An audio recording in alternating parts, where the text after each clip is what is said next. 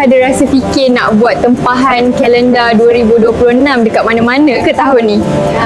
Belum lagi. Saya tak tahu nak buat dekat mana.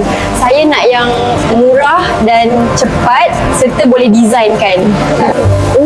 Faham. Tapi saya ada jumpa satu website. Pertama, buka Google dan cari kalender for you bijakit.com.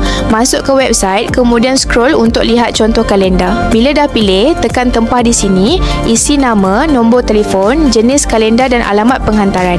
Tandakan persetujuan, kemudian tekan hantar. Siap? Tempahan kalender for you 2026 anda akan diproses segera.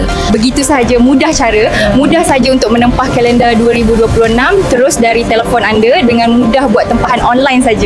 Wah, lengkap betul website dia. Senang sangat nak tempah macam ni. Boleh buat pesanan online sahaja. Senanglah begitu.